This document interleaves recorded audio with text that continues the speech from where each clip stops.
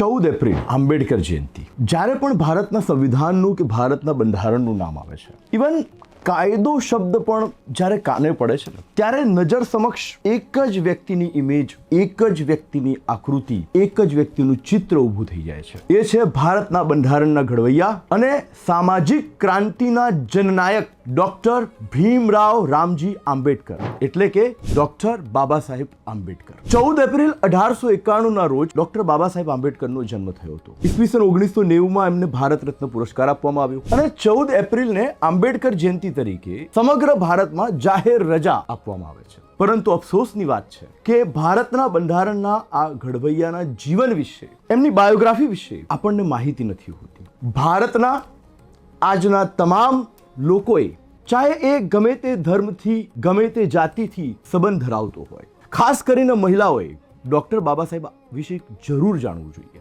સામાન્ય રીતે બધા એમને બંધારણના ઘડવૈયા તરીકે યાદ કરે છે, પણ બહુ ઓછા લોકોને ખબર છે કે doctor Baba Saheb Ambedkar south Asia, દક્ષિણ એશિયાના એ પ્રથમ વ્યક્તિ હતા કે જેમણે ઇકોનોમિક્સની અંદર પીએચડી કક્ષાની ડિગ્રી હાંસલ કરી હતી. ડોક્ટર બાબા સાહેબ આંબેડકર એ પ્રથમ વ્યક્તિ હતા જેમણે આરબીઆઈની સ્થાપનામાં, એ પ્રથમ ભારતીય હતા જેમણે આરબીઆઈની સ્થાપનામાં સારો એવો ભાગ ભજવ્યો હતો. ડોક્ટર બાબા સાહેબ આંબેડકર એ પ્રથમ વ્યક્તિ હતા કે જેમણે ઇન્ડસ્ટ્રીયલ વર્કર, આ જે મજૂરો છે, ઔદ્યોગિક મજૂરો, એમના માટે equal pay for equal work નો સિદ્ધાંતની માંગ કરી હતી. અને ડોક્ટર બાબા સાહેબ આંબેડકર એ પ્રથમ ભારતીય હતા કે જેમણે universal franchise for every person, એટલે કે સાર્વજનિક વયસ્ક મતાધિકાર, કે ન કોઈ ધર્મ ન કોઈ જાતિના આધાર વગરનો મતાધિકારની ડિમાન્ડ કરી હતી. ઇવન ઘણા બધા પ્રોગ્રેસિવ લો, ખાસ કરીને સ્ત્રીઓ માટેના અધિકારોની પણ વાત કરી હતી. અને ડોક્ટર બાબા સાહેબ આંબેડકર જે વ્યક્તિ હતા કે જેમણે જે વર્કર્સ છે એમની જોડેથી પહેલા 12 કલાક કામ લેવાતું હતું, આ 12 કલાકની મર્યાદાને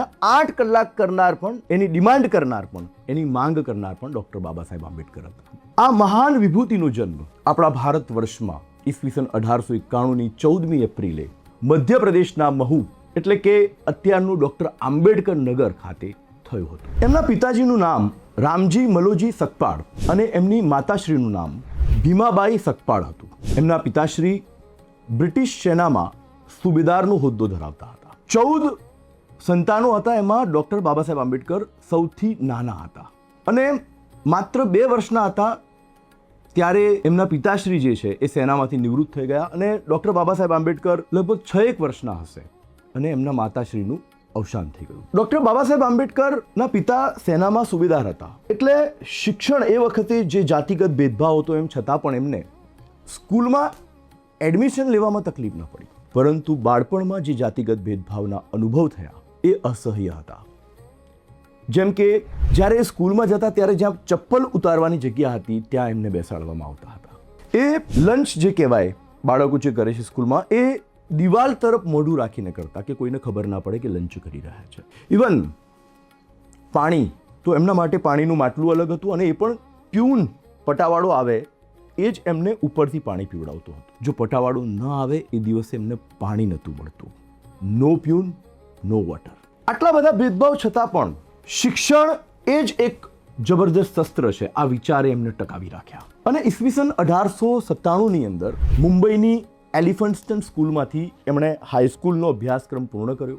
1907ની અંદર એમણે મેટ્રિક પાસ કરી અને ઈસવીસન 1912ની અંદર મુંબઈ યુનિવર્સિટી, બોમ્બે યુનિવર્સિટી ખાતેથી એમણે ઇકોનોમિક્સ અને પોલિટિકલ સાયન્સની અંદર બીએની ડિગ્રી મેળવી. પછી ઈસવીસન 1913ની અંદર તત્કાલીન બરોડાના મહારાજા સયાજી ગાયકવાડ ત્રીજાની શિષ્યવૃત્તિ, એમને સ્કોલરશિપ એમને પ્રાપ્ત થઈ, એટલે એ અમેરિકા ગયા અને 1915માં અમેરિકાની કોલંબિયા યુનિવર્સિટીમાંથી એમણે MA કર્યું ઇકોનોમિક્સમાં. ઘણા ઓછા લોકોને ખબર છે કે એ બહુ મોટા અર્થશાસ્ત્રી પણ હતા. પછી શિષ્યવૃત્તિ પૂરી થઈ ગઈ એટલે 1917માં પાછા આવ્યા. 1918ની અંદર એ બરોડા રાજ્યની અંદર સિવિલ સર્વિસમાં જોડાયા, પરંતુ ઉચ્ચ અધિકારીઓએ એમની જોડે જાતિગત ભેદભાવ કર્યો એટલે નોકરી છોડી દીધી. 1920માં એમને કોલ્હાપુરના શાહુ મહારાજની શિષ્યવૃત્તિ પ્રાપ્ત થઈ એટલે એ લંડન ગયા અને 1921ની અંદર એમણે લંડનની સ્કૂલ ઓફ ઇકોનોમિક્સ, જેનું બહુ મોટું આજે પણ નામ છે, ત્યાંથી એમણે MScની ડિગ્રી અને ડોક્ટર ઓફ સાયન્સની ડિગ્રી પ્રાપ્ત કરી.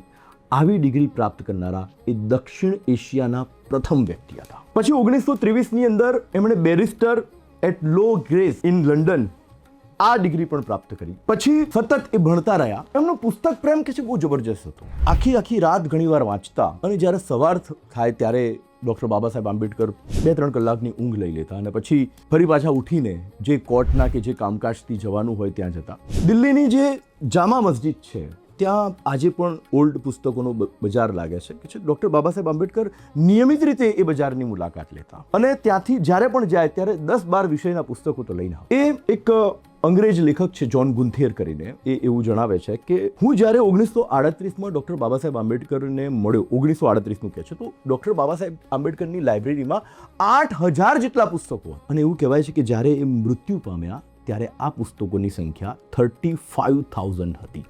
35,000 પુસ્તકો હતા. શું શિક્ષણ, નોલેજ પ્રત્યે એકદમ બંધાયેલા હતા. એમના સામાજિક આંદોલનની વાત કરીએ તો મહાડ સત્યાગ્રહ, જેને કહી શકાય કે મહારાષ્ટ્રની અંદર મહાડની અંદર એક તળાવ હતું, ચૌદાર તળાવ, તો એના ઉપયોગ ઉપર નિયંત્રણ મુકાયું હતું જાતિગત ભેદભાવને લઈને. તો 1927માં મહાડ સત્યાગ્રહ એમના દ્વારા કરવામાં આવ્યો. ત્યારબાદ એ વારે છાશવારે અસ્પૃશ્યતા વિરોધી અવાજ ઉઠાવતા રહ્યા. 1930થી 1932ની 3 ગોળમેજ પરિષદમાં એમણે ભાગ લીધો અને બ્રિટિશ સરકાર આગળ આ જે જાતિગત ભેદભાવ હતો એના માટે જબરજસ્ત દલીલો કરી, જેના અંતે અનુસૂચિત જાતિના લોકો માટે બ્રિટિશ સરકારે 1932માં બ્રિટનના વડાપ્રધાન રામસે મેકડોનાલ્ડે એક જાહેરાત કરી, જેને સાંપ્રદાયિક જાહેરાત કે કમ્યુનલ એવોર્ડ કહેવામાં આવે છે, કે ભાઈ અલગ મતદાર મંડળ ધરાવતું અનામત, જેના વિરુદ્ધમાં ગાંધીજી વખતે પુનાની યરવડા જેલમાં હતા તો એમણે ઉપવાસ કર્યા, આમરણાંત ઉપવાસ કર્યા. ડૉક્ટર બાબા સાહેબ આંબેડકર ગાંધીજીનું જીવન બચાવવા માટે પુનાની યરવડા જેલમાં એમને મળવા જાય છે અને આ જે અલગ મતદાર મંડળવાળી જે વાત હતી એને પડતી મૂકે છે. અનામત ચાલુ રહેશે પણ અલગ મતદાર મંડળ નહીં. સો એવું પણ નથી કે એકદમ જિદ્દી હતા. જ્યાં જરૂર લાગ્યું દેશ હિત માટે એમણે પોતાની માંગ જતી પણ કરી. ત્યાર પછી મોટાભાગે આપણે જાણીએ છીએ કે 1947ની આઝાદી મળી ગઈ એટલે 29 ઓગસ્ટ 1947ના રોજ ડ્રાફ્ટિંગ કમિટીની રચના કરવામાં આવી. પ્રારૂપ સમિતિ એના અધ્યક્ષ હતા. પ્રારૂપ સમિતિના બીજા સભ્યો ક્યાંક ને ક્યાંક બિઝી રહ્યા. સો મેક્સિમમ બંધારણ ઘડવાનો ભાર એ ડૉક્ટર બાબા સાહેબ આંબેડકર પર હતો. BN રાવ સલાહકાર હતા બંધારણ સભાના, પણ જે ડ્રાફ્ટના વિચાર હતા, લાઈક ફંડામેન્ટલ રાઇટ્સમાં મેક્સિમમ ફંડામેન્ટલ રાઇટ્સ, જેમાં અનુચ્છેદ 14 લઈ લો, સૌને સમાન કાયદો, સૌને કાયદાનું સમાન રક્ષણ, જેમાં અનુચ્છેદ 17 લઈ લો, અસ્પૃશ્યતા નાબૂદી, ધાર્મિક સ્વતંત્રતાનો અધિકાર, આ બધા અધિકારો પાછળ ક્યાંક ને ક્યાંક ડૉક્ટર બાબા સાહેબ આંબેડકરના વિચારો હતા. ઇવન ભારતમાં જે કારોબારી સંસદ અને ન્યાયતંત્રની રચના છે એના પાછળ પણ ડૉક્ટર બાબા સાહેબ આંબેડકરના જ વિચારો હતા. એટલા માટે તો આપણે એમને બંધારણના ઘડવૈયા કહીએ છીએ, ભારતના બંધારણના પિતા કહીએ છીએ. આઝાદી પછી એ ભારતના સૌપ્રથમ કાયદા મંત્રી થયા, પરંતુ હિન્દુ કોડ બિલના મુદ્દે એમને અને તત્કાલીન વડાપ્રધાન જવાહરલાલ નહેરુ વચ્ચે મતભેદ થયા, જેના કારણે એમણે કાયદા મંત્રી તરીકે રાજીનામું આપી દીધું. ત્યારબાદ શ્રીલંકાની અંદર જે બૌદ્ધ સભા થઈ લગભગ 1952ની અંદર, એમાં એમણે ભાગ લીધો. 1955ની અંદર ભારતમાં એમણે બૌદ્ધ મહાસભાની રચના કરી અને 1956માં ઓક્ટોબર મહિનાની 14 તારીખે મહારાષ્ટ્રના નાગપુર ખાતે મહાધર્મ પરિવર્તન સંમેલન યોજ્યું, જેની અંદર એમણે લગભગ 5 લાખ જેટલા અનુસૂચિત જાતિના લોકો સાથે હિન્દુ ધર્મમાંથી બૌદ્ધ ધર્મ પરિવર્તન કર્યું. એમનું અંતિમ પુસ્તક, આમ તો એક જાણીતું ઇકોનોમિક્સનું પુસ્તક છે એમનું, ધ પ્રોબ્લેમ ઓફ રૂપી. બંધારણ તો છે જ, એ સિવાય ઘણા બધા પુસ્તકો છે, પણ એમનું અંતિમ પુસ્તક હતું ધ બુદ્ધ એન્ડ હિઝ ધમ. એમના પ્રથમ પત્ની રમાબાઈ આંબેડકર હતા. બહુ નાની ઉંમર, એમની 15 વર્ષની ઉંમર હતી ડૉક્ટર બાબા સાહેબ આંબેડકરની, અને એમના લગ્ન કરી દેવામાં આવ્યા હતા. પણ પછી જ્યારે રમાબાઈ આંબેડકરનું મૃત્યુ થાય છે તો 1948માં એમને ન્યુરોલોજિકલ પેન થતું હતું, જેના કારણે ડૉક્ટરે એવી એડવાઇસ આપી હતી કે તમે કોઈ સારા મેડિકલ પ્રેક્ટિશનરના સારા કુક જોડે લગ્ન કરો. તો શારદા કબીર કરીને MBBS હતા, જે ડૉક્ટર બાબા સાહેબ આંબેડકરની ટ્રીટમેન્ટ કરતા હતા, એમના જોડે જ ડૉક્ટર બાબા સાહેબ આંબેડકરે લગ્ન કર્યા, જે પછીથી સવિતા આંબેડકર તરીકે જાણીતા થયા અને બહુ મોટા સમાજ સેવિકા પણ બન્યા. 1956માં ડૉક્ટર બાબા સાહેબ આંબેડકરનું મૃત્યુ થયું. 1990માં એમને ભારત રત્ન આપવામાં આવ્યું. આજે ભારત અને ભારતનું બંધારણ, કેમ કે એશિયામાં આપણી બાજુ જેટલા પણ દેશો છે ને, ક્યાંક ને ક્યાંક એ બધાનું બંધારણ બદલાઈ ગયું, આટલું લાંબુ નથી ટક્યું. આજે 75 વર્ષ કરતાં પણ વધારે વર્ષ થઈ ગયા, પરંતુ ભારતનું બંધારણ અજેય ઊભું છે. તો એનો શ્રેય ડૉક્ટર બાબા સાહેબ આંબેડકરને જાય છે. ભારતમાં આજે જે સામાજિક ક્રાંતિ છે, ભારતમાં આજે જે સમાનતાની વાતો થઈ રહી છે, ઇવન મહિલાઓને જે અધિકારો મળ્યા છે, એનો શ્રેય પણ ડોક્ટર બાબા સાહેબ આંબેડકરને છે. આવી મહાન વિભૂતિને હું ડોક્ટર શહેજાદ કાઝી અને કિશ્વા કરિયર એકેડમી આજે 14 એપ્રિલ આંબેડકર જયંતિના દિવસે સલામ કરીએ છીએ, સેલ્યુટ કરીએ છીએ. જય હિન્દ.